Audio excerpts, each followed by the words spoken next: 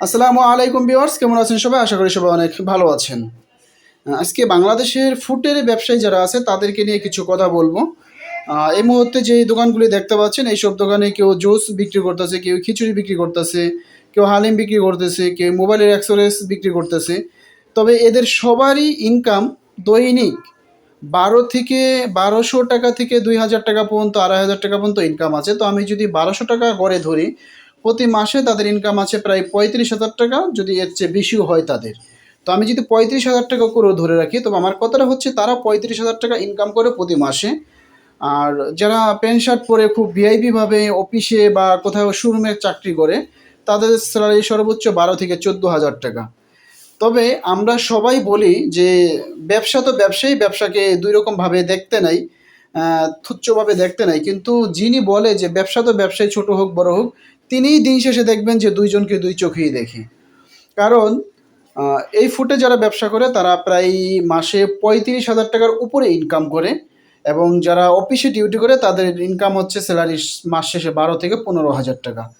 সেই ১৫,০০০ টাকার ব্যক্তিকে এবং এই ৩৫,০০০ টাকার ব্যক্তিকে ২ জনকে ২ চোখেই দেখে, এবং কি এই ৩৫,০০০ টাকার ব্যক্তিকে তুচ্ছভাবে দেখে।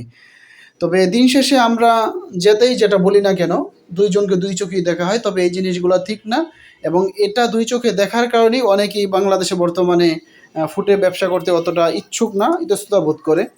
তো যাই হোক, ব্যবসার কথা আসলাম, কিন্তু এখন আমি বাইরে বের হয়েছি। এখন যে জায়গাটায় আছি, এটি হচ্ছে প্রবাস কল্যাণের যেই শাখাটা আছে, সেই শাখা এই জায়গায় হচ্ছে আপনি যারা বাহিরে যান, বিদেশে যান, বিদেশে গেলে দেখা যায় সেই ক্ষেত্রে একটি ভিসা আসে নতুন সময়। সেই ভিসাটা আসলে আমরা কনফার্ম করতে পারি না যে আসলে এটা কি রিয়েল না ফেক। তো এই অফিসে যদি আপনারা এদিকে যদি নিয়ে আসেন সেই ভিসাটা, তো সেই ক্ষেত্রে আপনারা তারা লিগ্যালভাবে ভিসাটা চেক করে দিবে।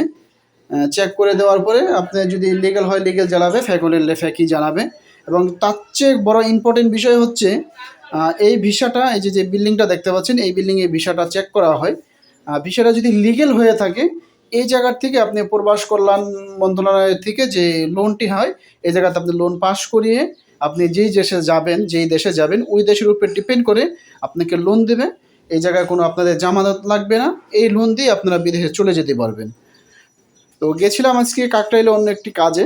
তো ওই জায়গাটা হচ্ছে কাকরাইলে, এবং যে ব্যবসার যে ভিডিওটা দেখাইলাম ওটা হচ্ছে গুলিস্তানে।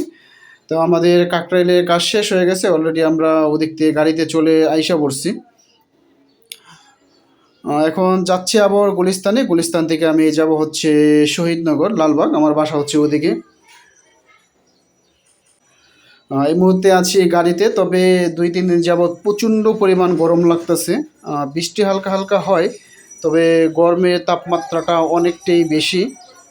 বাংলাদেশে বর্তমানে গরমের তাপমাত্রাটা অনেকটাই বেশি। তো এই মুহূর্তে আছি আমরা হচ্ছে বঙ্গ মার্কেটে যে মোচরটি আছে, যেটা পুড়ে গেছে, যে পুড়ে যাওয়ার এই পাশে যে টোটাল কথা আপনার নগর ভবনে যে রোডটি আছে, সেই রোডের দিকে যাওয়ার সময় যে গোলচক্করটি, সেই গোলচক্করে আছে। এবং পুলিশ, ট্রাফিক, এইসব জায়গায় কিন্তু আগে ট্রাফিক অনেক থাকতো, ৪ জন করে থাকতো, ৪ জন ৫ জনও থাকতো। এখন ডিউটির বাইরে কোনো ট্রাফিক নাই, কারণ তাদের ওই আগের মতো ইনকাম নাই।